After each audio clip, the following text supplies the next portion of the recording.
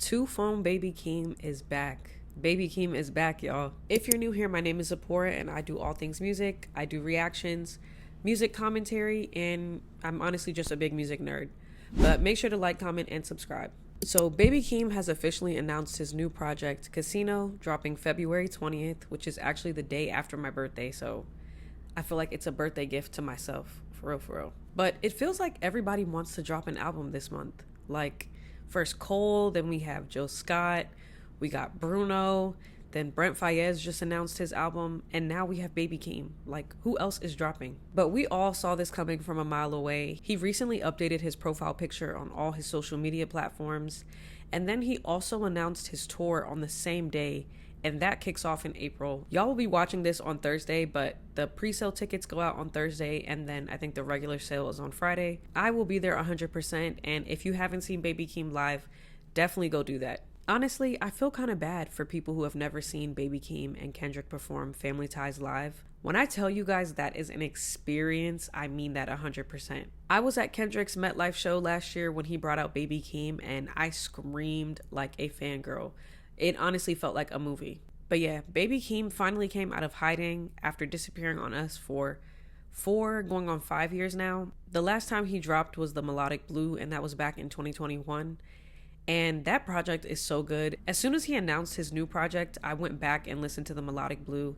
And guys, that album is so good. Along with the album and tour announcement, he also dropped a documentary titled Boo Man, where he shows different camcorder clips of him as a baby growing up in Long Beach with his family. They even interview different family members shown in the clips, including his aunt, his second cousin, and they of course got Kendrick to sit down and interview.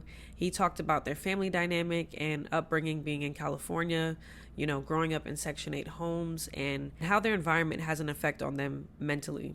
Kendrick Lamar, Baby Keem's second cousin. I understood the hardship before he was born. You know what I'm saying? Knowing, his mom, that's my first cousin. One thing I love is when artists dive into their childhood and upbringing and how that experience shaped them into the person that they are today. I always find those stories so fascinating. And the way Kendrick and Keem are, they're both very artistic people who just know how to paint a picture for you and make everything feel cinematic.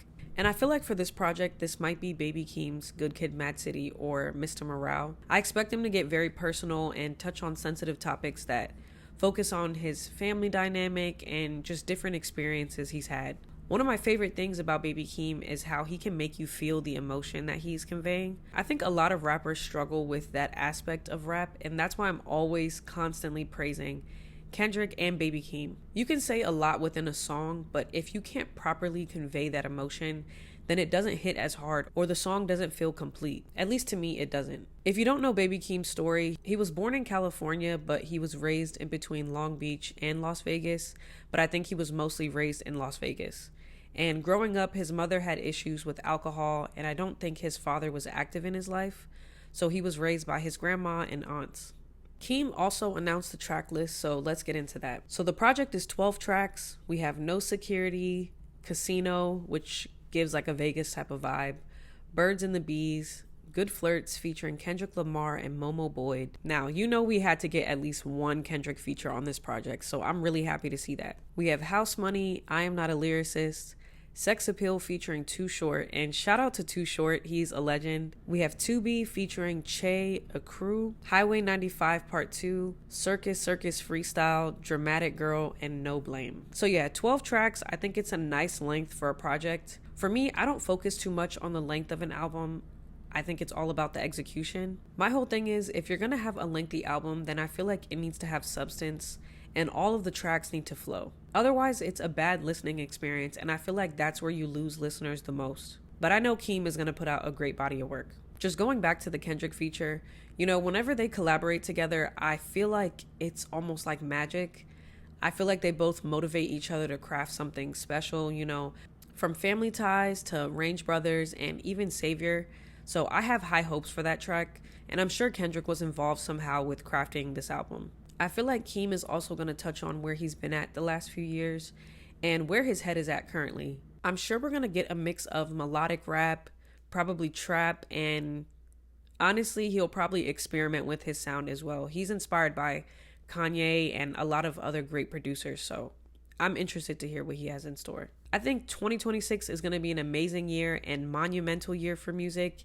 It's honestly giving 2016 again with all of these albums dropping. Cole already dropped, and I'll be posting my album review for that soon. My full reaction is also available on Patreon for free if you did miss it. Isaiah Rashad is also finishing up his upcoming album, and I miss hearing him so much. But overall, I feel like hip hop is in such a good space right now, and I'm really feeling good about what's to come. But yeah, what do you guys think Casino will sound like? Are you a Baby Keem fan? Make sure to like, comment, and subscribe, and check out my other videos as well.